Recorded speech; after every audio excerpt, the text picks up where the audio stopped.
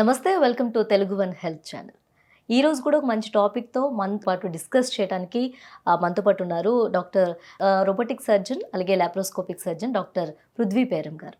So నమస్తే doctor గారు. నమస్తే అమ్మ. ముందుగా ఒక స్త్రీ హెల్దీగా ఉండాలి అంటే ఎలాంటి డైట్ మెయింటైన్ చేయాలి? డెఫినెట్గా మనము ఒక ఉమెన్ హెల్త్ గురించి మాట్లాడేటప్పుడు డైట్ అనేది చాలా ఇంపార్టెంట్. ఎందుకంటే మనం ఏం తింటామో అదే మనం. సో ఈ తీసుకునే డైట్లో పోషక విలువలు ఉన్న డైట్ని తీసుకోవాలి. అలాంటి ఆహారం ఏంటి అని మనం తెలుసుకునే ముందు ఫస్ట్ అసలు ఎందుకు తీసుకోవాలి, ఏది తీసుకుంటున్నామో ఏది తింటున్నామో దాన్ని బట్టే మన జీవన శైలి అనేది నడుస్తుంది. మనం ఎంత యాక్టివ్గా ఉంటామో అన్నది ఉంటుంది. రేపొద్దున డిసీజెస్ వస్తాయా రావా దాని మీద బేస్డ్ అన్నది డిపెండెంట్ అవుతుంది. సో ఈ క్రమంలో మనం చూసినట్టయితే ఒక బ్యాలెన్స్డ్ న్యూట్రిషియస్ డైట్ అనేది చాలా ఇంపార్టెంట్. అండ్ బ్యాలెన్స్డ్ న్యూట్రిషియస్ డైట్లో ఇంక్లూడ్ చేసినట్టయితే కంపల్సరీ మనము అన్ని రకాల ఫ్రూట్స్ కానీ వెజిటేబుల్స్ కానీ అన్ని రకాల పప్పు దినుసులు ఏదైనా మన లోకల్గా దొరికే పప్పులు ఏదైనా కానీ ఈవెన్ ఇప్పుడు లేటెస్ట్గా మనం చూస్తున్నట్టయితే మిల్లెట్స్ అని వింటూ ఉన్నాము. అంటే చిరుధాన్యాలు, ఈ చిరుధాన్యాల్లో జొన్నలు కానీ సజ్జలు రాగులు ఇలాంటివన్నీ ఇంక్లూడ్ అవుతుంది. అన్నం అందరూ తింటారు, కాకపోతే ఇలాంటివన్నిటిని మిస్ చేస్తారు. మనకి మైక్రో న్యూట్రియంట్స్ ఏవైతే అవసరం ఉంటాయో అవి ఈ చిరుధాన్యాలలో కొంచెం ఎక్కువ ఉంటాయి. లో షుగర్స్లో ఉండి లో గ్లైసిమిక్ ఇండెక్స్తోని మెల్లిగా షుగర్స్ని పెంచుతూ ఉంటాయి. కొన్ని ఫుడ్స్ ఉంటాయి ఎలా అంటే తినంగానే ఇన్స్టెంట్ ఎనర్జీ వచ్చేస్తుంది. లైక్ ఇప్పుడు అందరూ కార్న్ఫ్లేక్స్ తింటున్నాము అని చెప్తారు పొద్దున బ్రేక్ఫాస్ట్కి. దాంతో ఏమవుతుందంటే తినంగానే షుగర్స్ హై స్పైక్లోకి వెళ్ళిపోతాయి. కానీ అలాంటి ఫుడ్ కాకుండా తీసుకున్నాక ఒక మాదిరిగా స్లో రేంజ్లో షుగర్స్ రిలీజ్ అవుతున్నాయి బాడీలోకి అంటే అది గుడ్ ఫుడ్ అనమాట.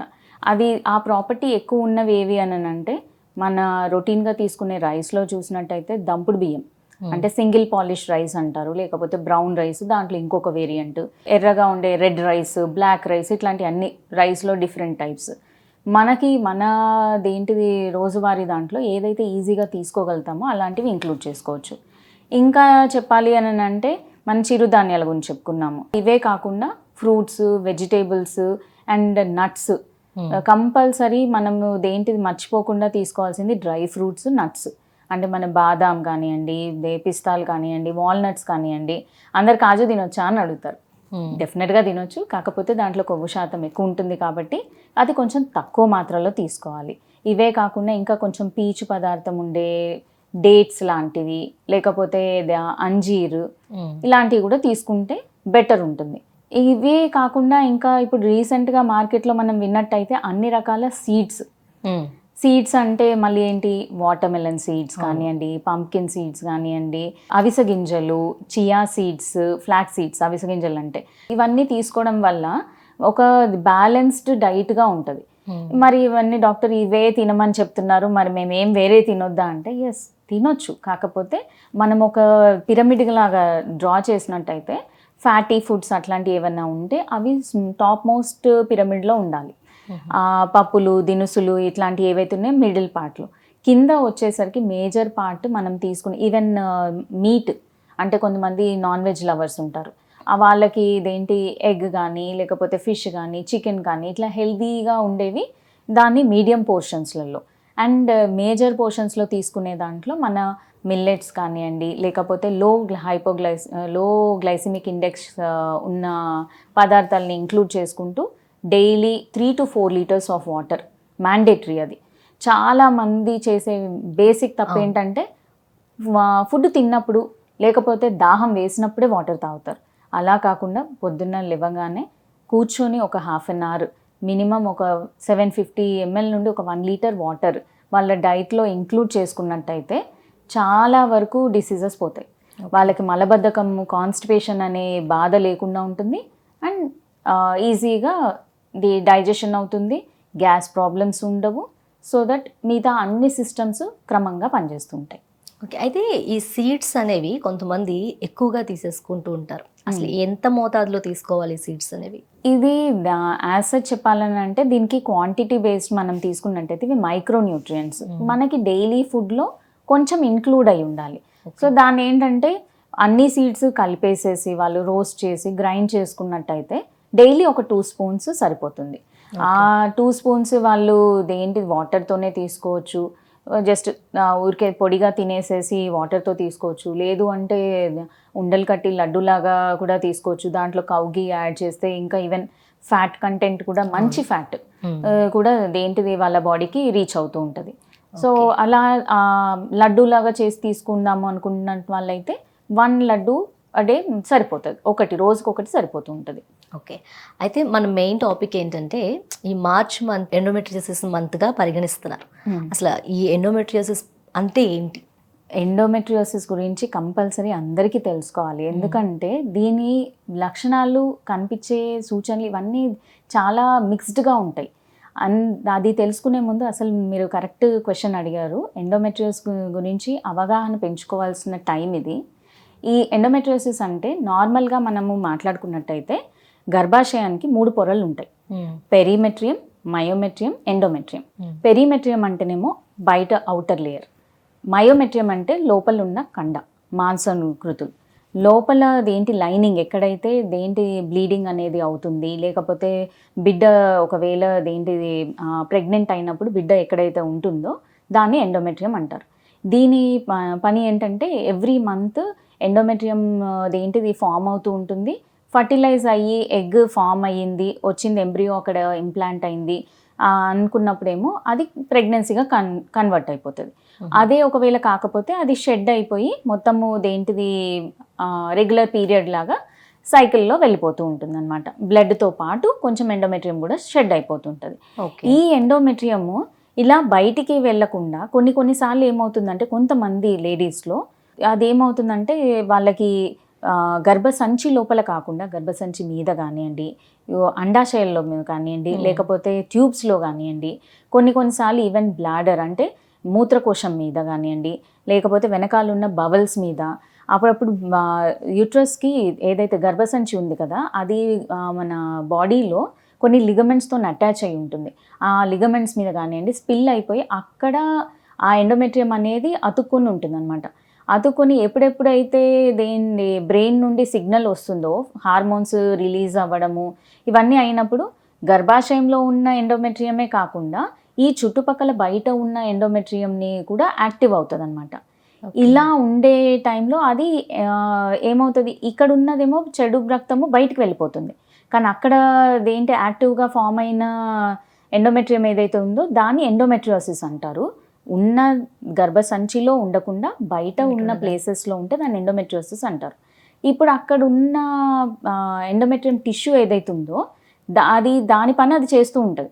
అక్కడ కూడా బ్లడ్ ఫామ్ అవుతుంది, కానీ అది బయటికి పోవడానికి లేదు. సో అది అండాశయాలని, ఎగ్స్ని, ఓవరీస్ని అటాక్ చేసిందంటే సిస్ట్లుగా ఫామ్ అవుతుంది. అదే ఇంకా మిగతా ప్లేసెస్లో లైక్ లిగమెంట్స్ అని చెప్పాను కదా, అటాచ్మెంట్స్, లేకపోతే బ్లాడర్ మీద, ఇక్కడ వీటి మీద ఉన్నప్పుడేమో అది కొంచెం గడ్డలాగా ఫామ్ అయిపోతుంది అనమాట. అంటే హార్డ్ టిష్యూ, ఫైబ్రస్ టిష్యూ లాగా ఫామ్ అయిపోయి దాంట్లో చెడు రక్తము రోజులు పడి అలా ఉండిపోయి అది బ్రౌనిష్ కలర్లోకి వెళ్ళిపోవడము, నాడ్యూల్స్ ఫార్మేషన్ లాగా అయిపోతుంటుంది అనమాట. గర్భాశయం బయట రావటం వల్ల ప్రెగ్నెన్సీకి ఏమన్నా ప్రాబ్లం అవుతుందా? దేంటిది బయట రావడం వల్ల ప్రెగ్నెన్సీకి డెఫినెట్గా ఇష్యూ ఉంటుంది. ఎందుకనంటే వీళ్ళకి ఎక్కడెక్కడ అది అటాచ్మెంట్ అవుతుందో నాడ్యూల్స్ ఫామ్ అవుతాయి అని చెప్పాను. ఇప్పుడు ఇది ఈవెన్ బ్లడ్ అక్యుములేట్ అవుతుందని చెప్పాను. ఇదేమవుతుందంటే ఏమంటారు లైక్ చాలా కన్స్ట్రిక్టెడ్ అయిపోయి ఆ లేడీస్ అట్లా సఫర్ అవుతున్న వాళ్ళు హస్బెండ్తో కలిసినప్పుడు వాళ్ళకి చాలా విపరీతమైన పెయిన్ ఉంటుంది. దాన్ని డిస్పెరోనియా అంటారు అనమాట. అసలు కలవడానికి ఇష్టపడరు. అంటే దేంటి కలిస్తే నొప్పి తట్టుకోలేనంత నొప్పిగా ఉంటుంది వాళ్ళకి. మోషన్కి వెళ్ళాలన్నా నొప్పి ఉంటుంది, లేకపోతే టాయిలెట్కి వెళ్ళాలన్నా నొప్పి ఉంటుంది, హస్బెండ్తో కలవాలన్నా కానీ పార్ట్నర్తో కలవాలన్నా కానీ వాళ్ళకి పెయిన్ చాలా ఉంటుంది అనమాట. సో వాళ్ళు ఫస్ట్ దాన్ని అవాయిడ్ చేస్తూ ఉంటారు. అది one of the main reasons ఉంటుంది. అదే కాకుండా ఎప్పుడైతే ఇవి ఎండోమెట్రియోసిస్ ట్యూబ్స్ మీద ఫామ్ అయిందనుకోండి, నేను ఇందాక అన్నాను కదా, అండం అనేది అటు నుండి వీర్యకణాలు వచ్చి ఫెలోపియన్ ట్యూబ్లో ఉంటాయి. ఈవెన్ ఎగ్స్ నుండి ఎగ్ కూడా వచ్చేసి ఓవా కూడా వచ్చి ఇక్కడ ఫెలోపియన్ ట్యూబ్లో కలిసి అక్కడ ఫామ్ అయిన ఎగ్ పోయి మళ్ళీ లోపల ఇంప్లాంట్ అవ్వాలి. కాకపోతే ఎండోమెట్రియోసిస్ ఇక్కడ ఉండేసరికి దాని స్ట్రక్చరే చేంజ్ అయిపోయి ఈవెన్ అది వెళ్ళి లోపల ఇంప్లాంట్ అవ్వడం అనేది కూడా జరగదన్నమాట. So Okay. ఇట్లా మల్టిపుల్ రీజన్స్ వల్ల ప్రెగ్నెన్సీ రావడం కూడా చాలా ఇబ్బందిగా ఉంటుంది. ఈ మధ్య కాలంలో ఇప్పుడు 3-4 మంత్స్ వరకు ఆ స్టేజ్కి వచ్చేసరికి అబోషన్స్ అనేది ఎక్కువగా జరుగుతున్నాయి. అది దీనికి రీజన్ కావచ్చా ఇది? ఎండోమెట్రియోసిస్లో జనరల్గా 3-4 మంత్స్లో అబార్షన్స్ అనేది కొంచెం తక్కువ ఉంటుంది. వాళ్ళకి సబ్ఫర్టైల్ విమెన్ అని చెప్పొచ్చు. అంటే వాళ్ళకు ఉన్న కండిషన్ బట్టి వాళ్ళు ప్రెగ్నెంట్ అవ్వడం ఇబ్బందిగా ఉంటుంది. కానీ ఒకసారి ప్రెగ్నెన్సీ వచ్చినాక అంటే వాళ్ళకి ఐయుఐ కానీ కృత్రిమ పద్ధతులు ఆర్టిఫిషియల్ పద్ధతులు లైక్ ఐయుఐ చేసిన ఐవీఎఫ్ చేసిన వాళ్ళు ప్రెగ్నెన్సీ వస్తూ ఉంటుంది. జనరల్గా మనం మాట్లాడుకున్నట్టయితే ఈ 3 to 4 మంత్స్లో అబార్షన్స్ మీరు అడుగుతున్నారు కదా, ఆ టైంలో అవేవి చాలా వరకు క్రోమోజోమల్ అబ్నార్మాలిటీస్ లేకపోతే ఎండోక్రైన్ అబ్నార్మాలిటీస్ లైక్ దేంటి హైపోథైరాయిడ్ ఉంది, లేకపోతే వాళ్ళకి పీసీఓడి అలాంటి లక్షణాలు ఉన్నాయి, హార్మోనల్ ఇంబ్యాలెన్స్ ఉండింది. ఇదే కాకుండా కొంతమందికి even B12 deficiency, folic acid deficiency, లేకపోతే విటమిన్ డి డెఫిషియన్సీ, ఈ కొన్నిసార్లు ఇంకా రేర్గా ఇన్ఫెక్షన్స్ అండ్ కొంతమందికి ఈవెన్ క్యారియోటైప్ అంటే జీన్స్లో కూడా ఇబ్బంది ఉన్నప్పుడు వీర్యకణాల్లో కానివ్వండి, అండం ఫామ్ అయ్యేది ఇమ్మెచ్యూర్గా ఉన్నప్పుడు ఫామ్ అయిన ఎగ్ ఏదైతే ఉంటుందో ఎంబ్రియో ఏదైతే ఉంటుందో అది బలంగా లేనప్పుడు వాళ్ళకి అబార్షన్స్ అవుతూ ఉంటాయి అన్నమాట. ఓకే. అయితే ఈ ఎండోమెట్రియోసిస్ అనేది ఎక్కువగా అంటే ఎలాంటి సిమ్టమ్స్ ఉంటాయి దీనికి? ఇది మనలో జరుగుతున్నప్పుడు ఎలాంటి సిమ్టమ్స్ మనకి బయటికి కనిపించే సిమ్టమ్స్ ఏంటి మేడం? ఎండోమెట్రియోసిస్లో ఉన్న ఒక పెద్ద థింగ్ ఏంటంటే ఇది చాప కింద నీరులాగా ఉంటుంది. దీనికి ఇట్లా ప్రామినెంట్గా సిమ్టమ్స్ కనపడవు. మామూలుగా అందరికీ పీరియడ్ వచ్చినప్పుడు 1 day లేకపోతే 2 days పెయిన్ వస్తూ ఉంటుంది. ఇప్పుడు ఈ ఎండోమెట్రియోసిస్ ఉన్న వాళ్ళు కూడా వాళ్ళు డైరెక్ట్గా వచ్చి ఏం చెప్పరు. వాళ్ళు ఏం చెప్తారు అని అంటే విపరీతమైన పెయిన్ ఉంది అని చెప్తారు. వాళ్ళు అది చెప్పినప్పుడు చాలా తక్కువ మంది డాక్టర్స్ దాన్ని సీరియస్గా పరిగణిస్తుంటారు. లేకపోతే ఏం కాదులేమ్మా కొన్ని రోజుల వరకు ఉంటుంది, ఇప్పుడే కదా అది పీరియడ్ స్టార్ట్ అయ్యింది, ఎప్పుడైనా స్టార్ట్ అవ్వచ్చు ఎండోమెట్రియోసిస్ అంటే పెద్ద మనిషి అయినప్పటి నుండి మెనార్కీ నుండి వాళ్ళు పిల్లలు పుట్టినాక కూడా అవ్వచ్చు, పిల్లలు పుట్టే కన్నా ముందు కూడా రావచ్చు, ఎనీ టైం ఎప్పుడైనా రావచ్చు. వచ్చినప్పుడు వాళ్ళు దేంటి నొప్పి ఎక్కువ వస్తుంది అని ఒక సిమ్టమ్ చెప్తారు. ఈ నొప్పి ఎక్కువ ఉన్నది అనేది ఎంతవరకు ఉన్నది అన్నది చాలా క్లియర్గా చూడాలి. అలా అది ఇంకా దాన్ని పట్టించుకోకుండా ఏం కాదు కొట్టి పడేశారు అనుకోండి, 1 రోజు ఉంటుంది, 2 రోజులు ఉంటుంది, అవసరం లేదు అని చెప్పి ఎప్పుడైతే కొట్టిపడేస్తూ దాన్ని ముందుకు వెళ్తూ దాని సివియారిటీ పెరుగుతుంటుంది. అంటే అది చుట్టుపక్కల అన్ని ప్లేసెస్లో ఫామ్ అవుతూ ఉంటుంది. అది ఓవేరియన్ సిస్ట్లు కూడా పెద్దగా అవుతూ ఉంటాయి. అలా అవుతూ వాళ్ళకి విపరీతమైన నొప్పి ఉంటుంది. హస్బెండ్తో కలవడానికి కానివ్వండి, లేకపోతే దేంటి టాయిలెట్కి వెళ్ళేటప్పుడు పెయిన్ వస్తుంటుంది, మోషన్కి వెళ్ళాలంటే ప్రాబ్లం అవుతూ ఉంటుంది. ఈ పెయిన్ అనేది ఇంక్రీజ్డ్గా ఉంటుంది. పీరియడ్ వస్తుంది అని అంటేనే వాళ్ళకు ఒక రకమైన భయం పుడుతుంది. అంటే ఇది పెరిగే కొద్దీ దీని కాంప్లికేషన్స్ ఎలా ఉంటాయి? Yes exactly. అంటే ఇప్పుడు ఇది ఒకటి మీరు అడిగింది ఈ పెయిన్ గురించి మనం మాట్లాడుతున్నాం కదా. ఈ పెయిన్ గురించి చెప్పే ముందు దీంట్లో గ్రేడ్స్ ఉంటాయి, 4 గ్రేడ్స్ ఉంటాయి. Mild, moderate, severe, very severe. అది ఎక్కడెక్కడ వరకు పాకింది అన్న దాని వరకు. సో మనము స్టార్టింగ్లో చెప్పే మైల్డ్ కంపోనెంట్లో మినిమల్ పెయిన్ ఉంటుంది. కానీ అది రాను అది మొత్తము చుట్టూతా పెరిగి అది ఫ్రోజన్ పెల్విస్ అంటే అసలు మన గర్భసంచి అనేది ఎటు మూవ్ అవ్వకుండా అండాశయాల మీద, బ్యాక్ దేంటి మోషన్ పైప్ మీద అన్నిటి మీద వచ్చేసినప్పుడు చాలా సివియర్ పెయిన్కి వచ్చేస్తుంది. అంటే పీరియడ్స్ మొదలయ్యే ముందు పెయిన్ ఉంటుంది, పీరియడ్స్ అయిన 5 రోజులు 6 రోజులు పెయిన్ ఉంటుంది, తర్వాత కూడా ఉంటుంది. వీళ్ళకి కొంతమందికి ఎక్కువ బ్లీడింగ్తో కూడా ప్రజెంట్ అయ్యే ఛాన్సెస్ ఉంటుంది. వాళ్ళు ఎలా చెప్తారంటే అసలు ఇంకా పొట్ట మీద చేయి పెట్టుకొని వాళ్ళు ఏడ్చుకుంటూ వస్తారు, నాకు అసలు ఏం చేత కావట్లేదు, చేయాల్సిన డైలీ రొటీన్ వర్క్ కూడా నేను చేయలేకపోతున్నాను. ఇది ఎప్పుడైతే వాళ్ళు చెప్తారో ఆ టైం ఇమ్మీడియట్గా ఫస్ట్ వాళ్ళని ఇవాల్యుయేషన్ చేసుకోవాలి. అయితే ఈ ఎండోమెట్రియోసిస్ వల్ల ఇర్రెగ్యులర్ పీరియడ్స్ ఉండే ఛాన్సెస్ ఉన్నాయా? ఉండే ఛాన్సెస్ ఉంటాయి దానికి. ఎందుకంటే ఇదంతా హార్మోన్స్తోని రిలేటెడ్ కాబట్టి ఈస్ట్రోజన్ ఎక్కువ కంటెంట్ ఉండడం వల్ల కూడా కొంతమందికి రెగ్యులర్ పీరియడ్ కూడా ఉంటుంది, కొంతమందికి ఇర్రెగ్యులర్గా కూడా ఉండే ఛాన్సెస్ ఉంటాయి. అయితే ఈ ఎండోమెట్రియోసిస్కి డయాగ్నోసింగ్ ఎలా చేస్తారు దీనికి? ఎప్పుడైనా మనకి ఎవరైనా లేడీ మన క్లినిక్లోకి ఇట్లా చాలా విపరీతమైన పెయిన్ వస్తుంది అని వచ్చినప్పుడు కంపల్సరీ వాళ్ళకి అల్ట్రాసౌండ్ టెస్ట్లు చేయడము. ఇంకా దీంట్లో మనకి ఒకవేళ ఇది ఎండోమెట్రియోసిస్ అన్న డౌట్ ఎక్కువగా అనిపించినప్పుడు ఎండోమెట్రియోసిస్ ప్రోటోకాల్ ఫాలో అవుతూ అల్ట్రాసౌండ్ డిఫరెంట్ టైప్లో చేస్తారు. 3D 4D స్కాన్స్ అని ఉంటాయి. అవే కాకుండా ఈవెన్ ఎంఆర్ఐ పెల్విస్ లాంటివి కూడా దాంతో కూడా మనము డయాగ్నోస్ చేయొచ్చు. అంటే ఎక్కడెక్కడ ఉంది అన్నది తెలుసుకోవచ్చు. ఇదే కాకుండా ఒకవేళ అంటే యాజ్ సచ్ మనకి బ్లడ్ టెస్ట్తోని ఇప్పుడు షుగర్ ఉంది, బ్లడ్ టెస్ట్ చేసుకుంటాం, తెలిసిపోతుంది. కానీ ఎండోమెట్రియోసిస్కి అట్లా లేదా అని అంటే యాక్చువల్గా అది ఒక CA-125 అనే ఒక టెస్ట్ ఉంటుంది. ఇది కంప్లీట్గా ఓన్లీ ఎండోమెట్రియోసిస్కే సిగ్నిఫికెంట్ అన్నది కాదు, స్పెసిఫిక్ కాదు. ఇది ఒక ట్యూమర్ మార్కర్. వేరే చాలా వాటిలలో కూడా పెరుగుతూ ఉంటుంది. సో దాన్ని ఓన్లీ ఒక దీనికోసమే అన్నది తీసుకోలేము. కాకపోతే ఎప్పుడైతే ఒక పేషెంట్ మన దగ్గరకు వచ్చి వాళ్ళకి ఇలా సిమ్టమ్స్ ఉన్నప్పుడు CA-125 అనేది మనకి యాడెడ్ ఇన్వెస్టిగేషన్గా పనిచేస్తుంది అనమాట. అప్పుడు ఇంకా హయ్యర్ లెవెల్ టెస్ట్ లాగా ఎంఆర్ఐ పెల్విస్ లాంటివి చేసుకొని కంప్లీట్ ఎవాల్యుయేషన్ చేయడానికి హెల్ప్ అవుతుంది. అయితే దీనికి ట్రీట్మెంట్ ఎలా ఉంటుంది? ట్రీట్మెంట్ అయిన తర్వాత క్యూర్ అయ్యాక కూడా మళ్ళీ వచ్చే ఛాన్సెస్ ఏమన్నా ఉంటాయా? ఫస్ట్ మనము ట్రీట్మెంట్ ఆప్షన్స్ చూద్దాము. దీంట్లో ట్రీట్మెంట్ ఆప్షన్స్లోకి వెళ్తే మళ్ళీ మనం ముందు మాట్లాడుకున్నాం కదా, ఇది 4 స్టేజెస్ లాగా ఉంటుంది, మైల్డ్, మోడరేట్, సివియర్ అట్లా అని. సో దీంట్లో ఆ స్టేజ్ ఎలా ఉంది అన్న దాని మీదనే బేసిక్గా కాన్సన్ట్రేట్ చేస్తాం. ఇనీషియల్ మైల్డ్గా ఉన్నప్పుడు just pain killers, hot water bags ఇట్లాంటివి సరిపోతూ ఉంటాయి. కానీ ఎప్పుడైతే అది హయ్యర్ స్టేజెస్కి వెళ్తుంది, చాక్లెట్ సిస్ట్ లాగా ఫామ్ అవుతున్నాయి అండ్ వాళ్ళకి ఇంకా పెయిన్ పెరుగుతుంది, అట్లాంటి టైంలో ఈవెన్ కొన్ని రకాల హార్మోన్స్ కూడా పెట్టవచ్చు. ఒకవేళ వాళ్ళు వచ్చిన లేడీ మన దగ్గరికి యంగ్ పిల్లలు ఉన్నారు అంటే వాళ్ళకి డైనోజెస్ట్ లాంటి మందులు పెడుతూ ఉంటారు. ఇవి ప్రొజెస్ట్రాన్స్ అనమాట. ఇవి పెడుతూ వాళ్ళకి కంట్రోల్ చేసుకుంటూ వస్తారు. తర్వాత ఎవరైనా పిల్లలు అయిపోయినాక కూడా వాళ్ళకి ఎండోమెట్రియోసిస్ ఉంది అని అనుకుంటే వాళ్ళకి మిరెనా లాంటివి రోజు కొంచెం లోపల అంటే కాపర్ టీ అనమాట. అది ఒక హార్మోనల్ IUCD అంటారు. దాని మీద మెడిసిన్ ఉంటుంది, అది రోజు కొద్దిగా రిలీజ్ అవుతూ ఉంటుంది అనమాట. ఆ రిలీజ్ అవుతున్న దానితోని ఎండోమెట్రియం ఏదైతే ఉందో అది పల్చపడి రెగ్యులర్ పీరియడ్స్ రాకుండా ఆపుతుంది.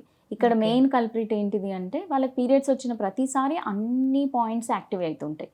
సో పీరియడ్ అనేది తక్కువ చేయడం దీని ఉద్దేశం అనమాట. కాకపోతే దీనికి కూడా కొంచెం రెస్ట్రిక్షన్స్ ఉంటాయి. అదే వెరీ సివియర్లోకి వెళ్ళినప్పుడు ఇదే మెరైనా పనిచేయదు, ఇదే IUCD పనిచేయకుండా పోతుంది. సో అట్లాంటి వాళ్ళకి పీరియడ్స్ రాకుండా ఆపేందుకు కొన్ని ఇంజెక్షన్స్ ఉంటాయి. ఇవంతా హార్మోనల్ వరకు. అంటే పిల్లలు కావాలి అని అనుకున్న వాళ్ళు, ఇంకా ఓవరీలో కూడా అండాశయాల్లో కూడా సిస్ట్లు వస్తాయి అన్నాను కదా, ఆ సిస్ట్లు ఒకవేళ మనకి పెద్దగా అవ్వలేదు, 2-3 సెంటీమీటర్సే ఉన్నాయని అంటే వాళ్ళకి ముందు ఎగ్స్ రిట్రీవ్ చేసుకొని IVFకి ప్లాన్ చేసేయడమా, లేకపోతే అవి లేకుండా ఓన్లీ బయట ఎక్కడైనా ఉంది అంటే IUIకి వాళ్ళకి చెప్పడమా. పిల్లలు అయిపోయినాక అంటే వాళ్ళ పిల్లల్ని ఒక బేబీను బాబో పాపను కన్నాక ఆ తర్వాత ఫర్దర్ ఈ మిరెనా లాంటివి వాడచ్చు. అదే ఎప్పుడైతే ఆ ఎగ్స్ సైజ్ అంటే ఇది చాక్లెట్ సిస్ట్ 5 సెంటీమీటర్స్ 6 సెంటీమీటర్స్ ఒక్కొక్కరికి 10 సెంటీమీటర్స్ కూడా ఉండే ఛాన్సెస్ ఉంటాయి. లేకపోతే వాళ్ళకి విపరీతమైన పెయిన్ ఉంది, అసలు మోషన్ పాస్ చేయలేకపోతున్నారు, కంప్లీట్ ఫ్రోజన్ పెల్విస్ అంటారు అనమాట. ఇంకా అలా ఉంది అన్న వాళ్ళకి మాత్రం కంపల్సరీ సర్జికల్గా వెళ్ళాలి. ఈ సర్జరీస్ కూడా చాలా రిలీఫ్ ఇస్తుంది వాళ్ళకి. అండ్ ఇలా ఇచ్చినాక ఇంకా నెక్స్ట్ మీరు అడిగారు కదా ఇందాక, ఇవి మళ్ళీ రిపీటెడ్ వస్తుందా అంటే ఎస్, వచ్చే ఛాన్సెస్ డెఫినెట్గా ఉంటుంది. ఎందుకంటే ఇది హార్మోన్స్ వల్ల.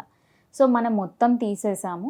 సో ఇప్పుడు దీన్ని మళ్ళీ రాకుండా ఆపాలి అని అంటే ఇందాక చెప్పుకున్నట్టు మిరెనా లాంటిది అంటే IUCD కాపర్ టీ విత్ హార్మోన్స్ది ఉన్నది పెట్టినా, లేకపోతే ఓరల్గా మెడిసిన్స్ పెట్టి వాళ్ళని కంట్రోల్లో ఉంచవచ్చు అనమాట. అసలు ఈ ఎండోమెట్రియోసిస్ రాకుండా ఉండాలంటే మనం ఎలాంటి ప్రికాషన్స్ తీసుకోవాలి? ఇది యాక్చువల్గా చెప్పాలంటే జెనెటిక్గా కంపోనెంట్ ఉంటుంది. ఎవరిలో వస్తుంది అన్నది ఒకటే విధంగా చెప్పలేము. కాకపోతే ఇంట్లో ఆల్రెడీ మన పేరెంట్స్కో లేకపోతే పేరెంట్స్కి సిబ్లింగ్స్ ఉన్న వాళ్ళకి ఎవరికైనా ఆల్రెడీ వచ్చి ఉన్న వాళ్ళకైతే ఇంకా ఎక్కువ వచ్చే ఛాన్సెస్ ఉంటుంది. సో ఒక తరహాగా ఇది బ్లడ్లో హార్మోన్స్ ఎఫెక్ట్ వల్ల వస్తుంది కాబట్టి దీనికి కంప్లీట్గా రాకుండా అంటే మనం ఏం చేయలేము. కాకపోతే ఒక స్టడీ నడుస్తుంది. ఇది ఇన్ఫ్లమేటరీ ప్రాసెస్ అన్నమాట. సో మన రోజువారీ మన కిచెన్లో వాడే ఒక సింపుల్ ఇంగ్రీడియంట్ అంటే టర్మరిక్, పసుపు. పసుపుని వాడడం వల్ల ఇదేంటిది ఇన్ఫ్లమేషన్ అనేది తగ్గించవచ్చు అని ఒక స్టడీ నడుస్తుంది. నేను డెఫినెట్గా ఎవరైనా నాకు వచ్చిన ఎండోమెట్రియోసిస్ పేషెంట్స్ ఎవరైనా ఉంటే వాళ్ళకి నేను పెట్టే ఇంగ్లీష్ మందులతో పాటు కంపల్సరీ ఈ చిన్న చిట్కా చెప్పడం జరుగుతూ ఉంటుంది. వాళ్ళకి అది యూజ్ చేయమని కొంచెం వాళ్ళు తీసుకునే ఫుడ్లో పసుపు అనేది యాడ్ చేయడం కానీ, లేకపోతే కర్క్యూమిన్ అని దాని బేస్డ్ టాబ్లెట్స్ ఉంటాయి, అది పెట్టడం కూడా జరుగుతూ ఉంటుంది. అంటే ఎవరిలో ఎక్కువగా ఇలా ఇది కనిపిస్తూ ఉంటుంది మేడం? ఎలాంటి వాళ్ళలో ఎక్కువగా కనిపిస్తుంది? ఎక్కువగా ఈస్ట్రోజన్ హార్మోన్ అనేది ఉన్న లేడీస్లో ఇది కొంచెం ఎక్కువగా కనపడుతూ ఉంటుంది అనమాట. ఎండోమెట్రియం అనేది విపరీతంగా అన్ని చోట్ల ఉంది అని అంటే ఈస్ట్రోజన్ యాక్టివిటీ ఎక్కువ ఉన్న వాళ్ళలో, కొంచెం చెప్పాలంటే ఒబేసిటీ, లావుగా ఉన్న వాళ్ళు, సెడెంటరీ లైఫ్ స్టైల్ ఉన్న వాళ్ళు, యాక్టివ్ లైఫ్ స్టైల్ లేని వాళ్ళకి ఇది మనం తరచు కనపడుతూ ఉంటుంది. అంటే అలా అని చెప్పేసి సన్నగా ఉన్న వాళ్ళల్లో లేదా అన్నది కాదు, వాళ్ళల్లో కూడా ఉంటుంది. ఎందుకంటే ఇది జెనెటిక్గా వచ్చేది కాబట్టి కొంచెం కంపోనెంట్ జెనెటిక్, అంతా జెనెటిక్ అని కూడా నేను అన్ను అయితే. సో అది కూడా ఉంది కాబట్టి ఈవెన్ సన్నగా ఉన్న వాళ్ళలో కూడా ఉంటుంది. బట్ డెఫినెట్లీ లావుగా ఉన్న వాళ్ళల్లో కొంచెం ఎక్కువ మాత్రలో మనం ఇది చూస్తూ ఉంటాం. అంటే దీని మీద అంటే ఇప్పటి వరకు చాలామందికి అవగాహన ఉంటుంది. చాలామంది రూరల్స్లో కావచ్చు, ఇంకా అవగాహన లేదు చాలామందికి. అలాంటి వాళ్ళకి మీరు చెప్పాలంటే ఏం చెప్తారు దీనికోసం? డెఫినెట్గా ఇది ఇంకా మీరు అంటున్నారు అవగాహన ఉంది అని, కానీ నేను ఇప్పుడు వెళ్ళి అడిగితే ఇదంటే ఏంటో తెలియని వాళ్ళే చాలామంది ఉంటారు. ఓకే, చాలామంది దీన్ని కొట్టిపరుస్తూ ఉంటారు. ఏంటంటే నొప్పి వస్తుందని అమ్మకి వెళ్ళి పాప చెప్పినా ఉంటుందిలే నాన్న, అది పెళ్ళైనాక తగ్గుతుంది, లేకపోతే పిల్లలు పుట్టినాక తగ్గుతుంది, అది కొంతమందిలో అవుతుంది. కానీ అన్ని పెయిన్ని, అన్ని డిస్మెనోరియా అంటాం, పీరియడ్ అప్పుడు వచ్చే పెయిన్ని కొట్టి పారేయకుండా కొంచెము అబ్జర్వ్ చేస్తుండాలి. నార్మల్గా ప్రీమెన్స్ట్రల్ సిండ్రోమ్ అని అంటాం, అంటే పీరియడ్ వచ్చే ముందు కొంతమందికి చికాక్గా ఉంటుంది, లేకపోతే అల్సర్గా ఉంటారు, బాగా నిద్రపోతూ ఉంటారు. అట్లాంటిది వాటితో ఉన్నప్పుడు దాన్ని అబ్జర్వ్ చేస్తూ వాళ్ళ ఫుడ్ని కొంచెం మేనేజ్ చేస్తూ లైఫ్ స్టైల్ని కొద్దిగా సెట్ చేసి చూడొచ్చు. కానీ అది కంట్రోల్ కానినంత వాళ్ళు హాట్ వాటర్ బ్యాగ్స్ వాడుతూనే ఉన్నారు, పొట్ట పట్టుకొని ఏడుస్తున్నారు. కొన్నిసార్లు ఈ పేషెంట్స్ మోషన్స్ అవుతుంటాయి, వాళ్ళకి పీరియడ్ వచ్చిందంటే వాళ్ళకి విపరీతమైన మోషన్స్ అయిపోతుంటుంది. ఇంకా చెప్పాలంటే ఒక వేరియంట్ ఎలా అంటే ఇది చాలా రేర్ వేరియంట్, కాకపోతే ఇది ఊపిరితిత్తుల్లో కూడా అది స్ప్రెడ్ అయ్యే ఛాన్సెస్ ఉంటుంది. సో అట్లా ఊపిరితిత్తుల్లో స్ప్రెడ్ అయినప్పుడు వాళ్ళు ఆ టైంలో పీరియడ్ వచ్చిన ప్రతిసారి దగ్గు రావడము, విపరీతమైన దగ్గు రావడము, బ్లడ్ రావడము, ఇట్లాంటివి కూడా ఉండే ఛాన్సెస్ ఉంటాయి అన్నమాట. సో దీని మీద అవగాహన అనేది కంపల్సరీ క్రియేట్ చేయాలి. చిన్నగా ఉన్నప్పుడే మనం దాన్ని ట్రీట్మెంట్ చేసుకుంటూ చిన్న చేంజెస్, లైఫ్ స్టైల్ చేంజ్ కానివ్వండి, తినే ఆహార పద్ధతులను కానివ్వండి, కొద్దిగా చేంజ్ చేస్తుంటే ఇది మ్యాక్సిమం వరకు తగ్గుతూ ఉంటుంది. అండ్ తక్కువ ఇంటెన్సిటీ ఉన్నప్పుడే దీనికి ట్రీట్మెంట్ తీసుకుంటే బెటర్ అవుతుంది. ఈ పీరియడ్స్ టైం ఏదైతే ఉంటుందో ఆ టైంలో నీట్నెస్ లేకపోవడం వల్ల కూడా ఇలాంటివి వస్తూ ఉంటాయంట అంటారు. ఏదైనా ఇది కూడా ఒక రీజన్ కావచ్చు దీనికి? వన్ ఆఫ్ ద రీజన్స్ అది కూడా చెప్పొచ్చు. అంటే దీన్ని reverse retrograde menstrual cycle infections నుండి అట్లాంటివి కూడా అంటూ ఉండొచ్చు. దానికి వన్ ఆఫ్ ద రీజన్స్ అవుతుంది. ఇందాక చెప్పినట్టు మల్టిపుల్ రీజన్స్ ఉన్నాయి కదా, దాంట్లో వన్ ఆఫ్ ద రీజన్స్ ఉంటుంది. అంటే ఈ బ్లడ్ అనేది బయటికి వెళ్లకుండా ట్యూబ్స్ నుండి లోపలికి వెళ్ళిపోవడము, ఏదైనా ఇన్ఫెక్షన్ క్యారియర్ దాని నుండి కూడా అయ్యే ఛాన్సెస్ ఉంటుంది. అందుకే కంపల్సరీ ఇంట్లో తల్లి దగ్గర నుండి స్కూల్లో టీచర్స్ దగ్గర వరకు అందరూ పిల్లల ఏజ్లోనే, స్కూల్ ఏజ్లోనే కంపల్సరీ వాళ్ళకి మనం చెప్పాల్సింది ఏంటంటే డైలీ మనకు ఎక్కువ పీరియడ్ బ్లడ్ అవుతున్నా, బ్లీడింగ్ అవుతున్నా, అవ్వకపోయినా కంపల్సరీ 3 times ప్యాడ్ చేంజ్ చేయాలి. క్లాత్స్ వాడద్దు, నీట్నెస్ చాలా ఇంపార్టెంట్, ప్లెయిన్ వాటరే వాడాలి, ఎక్కువ నీళ్లు తీసుకోవాలి, ఇలాంటివి కంపల్సరీ చెప్తూ ఉండాలి. అండ్ ఇంకొక క్వశ్చన్, నేను ఒక దగ్గర చదివాను, ఇది ఎవ్రీ 2 hours ఒకసారి చేంజ్ చేయకపోతే ప్యాడ్ అనేది సమ్ క్యాన్సర్కి దారితీస్తుంది అనేది ఒక లైన్ చదివారు. ఇది కరెక్ట్ అంటారా? లేదండి, ఎవ్రీ 2 hours అని కాదు, but each part of a day, morning, afternoon, night మీకు ఫ్లో నిండిపోయింది అంటే కంపల్సరీ చేంజ్ చేసుకోవాల్సిందే. కాకపోతే ఎప్పుడైతే మినిమం ఫ్లో ఉంది అని అనుకున్నప్పుడు కొంచెం తక్కువ ఫ్లోకి అవసరం పడే ప్యాడ్స్ యూజ్ చేయడము, and minimum 3 times a day అయితే కంపల్సరీ క్లీన్ చేసుకోవాలి. అది ఏమి స్టెయిన్ కాలేదని చెప్పి ఇవాళ మార్నింగ్ పెట్టింది రేపటి వరకు కూడా అట్లా కంటిన్యూ చేయడం అనేది చాలా బ్యాడ్ హ్యాబిట్. అది ఏంటంటే అక్కడ ఏరియాలో జర్మ్స్ అనేవి బాగా ఈజీగా ఉత్పత్తి అవుతుంటాయి.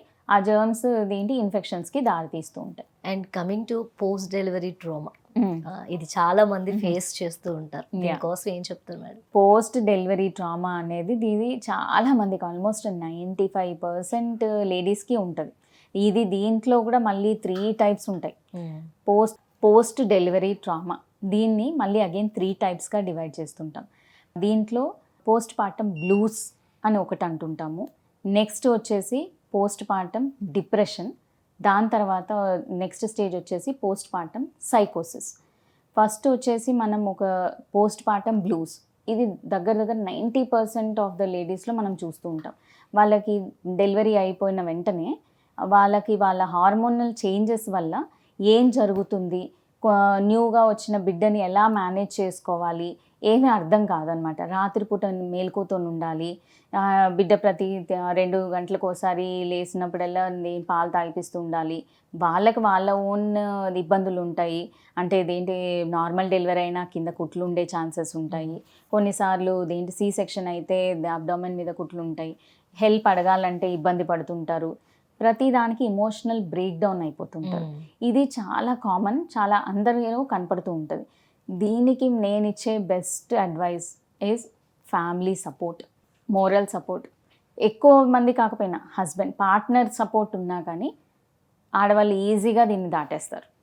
ఈ సపోర్ట్తో పాటు గుడ్ న్యూట్రిషన్, మంచి బలమైన ఆహారం, అన్ని మాంసకృతులు, వెజిటేబుల్స్, ఫ్రూట్స్, పప్పు దినుసులు అన్నీ ఉన్న ఫుడ్ ప్రాపర్గా ఇచ్చినట్టయితే అది కూడా వాళ్ళకి హెల్ప్ అవుతుంది. ఇదే కాకుండా కొంచెం ఏదైనా ఒకవేళ వాళ్ళు పడుకోవాలి అని అనుకున్నప్పుడు బేబీని చూసుకునేందుకు ఒకరు ఉన్నారు అన్న ధైర్యం ఉంది అని అంటే వాళ్ళు ఆటోమేటిక్గా సెట్ అయిపోతారు. ఇది సింపుల్. కంపల్సరీ గైనకాలజిస్ట్ దగ్గరికి డెలివరీ అయినాక వచ్చినప్పుడు దీని గురించి మాట్లాడాలి. అంటే నాకు ఏమీ అనకుండానే ఎవరేం మాట్లాడినా ఏడుపు వచ్చేస్తుంది డాక్టర్, నాకేం అర్థం కావట్లేదు, వాళ్ళ సొంత డౌట్స్ ఉంటాయి. నేను అసలు ఒక గుడ్ మదర్నా, నేను సరిగ్గా చేస్తున్నానా, నేను పెంచగలుగుతానా, ఇన్ని డౌట్స్ ఉంటాయి. వీటిని వాళ్ళు ఓపెన్ అప్ అయ్యి డాక్టర్ ముందు చెప్పాలి. చెప్పినప్పుడు మీ గైనకాలజిస్ట్ మీకు కంపల్సరీ అష్యూరెన్స్ ఇచ్చినప్పుడు వాళ్ళకి ఆ ధైర్యం అనేది వస్తుంది. ఎస్, నడుస్తున్నప్పుడు ఎలా అయితే తప్పటలు నేస్తూ నేర్చుకుంటారో ఇది కూడా మదర్హుడ్ ఇనిషియల్ ఫేజ్ అనేది. ఇది ఒకవేళ దీన్ని వాళ్ళు డిస్కస్ చెయ్యకపోతే నెక్స్ట్ ఫేజ్లోకి వెళ్తుంది, అది డిప్రెషన్. ఎవరితో షేర్ చేసుకునేది లేదు, ఇంట్లో ఎవరు హెల్ప్కి లేరు, వాళ్ళే అన్నీ చూసుకుంటున్నారు అని ఇబ్బంది పడుతున్నప్పుడు అది పోస్ట్ పార్టమ్ డిప్రెషన్లోకి వెళ్తుంది. ఈ డిప్రెషన్లోకి వెళ్ళిన లేడీస్కి స్వతహాగా మిల్క్ ప్రొడక్షన్ తగ్గిపోతూ ఉంటుంది, లేకపోతే వాళ్ళు వెయిట్ లాస్ అవుతూ ఉంటారు, తెలియకుండానే చాలా వెయిట్ లాస్ అయిపోతూ ఉంటారు. సో అందుకనే దీన్ని ఇనిషియల్ స్టేజ్లోనే కంపల్సరీ కౌన్సిల్ చేయాలి. అలాంటి ఏమన్నా సిమ్టమ్స్ కనపడుతున్నా కానీ ముభావంగా ఉంటారు, లేకపోతే అతిగా తినేస్తూ ఉంటారు. కొంతమంది పాలివ్వాలి అని చెప్పేసి ఎక్కువగా తినేస్తూ ఉంటారు. కొంతమంది ఏమో అసలు ఇంకా తినరు, వాళ్ళకి దేని మీద ఇష్టం అనేది అనిపించదు. అలా వెయిట్ కూడా తగ్గిపోయే ఛాన్సెస్ ఉంటాయి. ఇలాంటివి ఏమైనా కనపడుతున్నాయన్నా కానీ కంపల్సరీ ఫ్యామిలీ వాళ్ళు కానివ్వండి, లేకపోతే తను పర్సనల్ కొత్తగా డెలివరీ అయిన మదర్ కూడా వచ్చి డాక్టర్ని సంప్రదించాల్సి ఉంటుంది. దీనికి మందులు ఉంటాయి, కౌన్సిలింగ్ ఉంటుంది, దానికి మేనేజ్ చేయొచ్చు. నెక్స్ట్ ఫేజ్ వచ్చేసి సైకోసిస్. ఇది చాలా తక్కువ మందిలో ఉంటుంది. కాకపోతే ఇది ఫ్యామిలీ పరంగా వాళ్ళకి ఏమైనా డిప్రెషన్ హిస్టరీ ఉంది, లేకపోతే ఇంతకుముందు ఏమైనా యాంటీ డిప్రెసెంట్స్ మీద ఉన్నారు, అట్లాంటి వాళ్ళలో కొంచెం అమౌంట్ ఆఫ్ సైకోసిస్ ఉండే ఛాన్సెస్ ఉంటాయి. కానీ అది చాలా తక్కువ కంపోనెంట్. ఆ స్టేజ్లో ఎలాంటి జాగ్రత్తలు తీసుకోవాలి వీళ్ళు? దీంట్లో బేసిక్గా తీసుకోవాల్సిన జాగ్రత్తలు ఏంటి అని అంటే, కొత్తగా డెలివరీ అయిన మదర్కి కొంచెం సపోర్ట్ ఉండడము.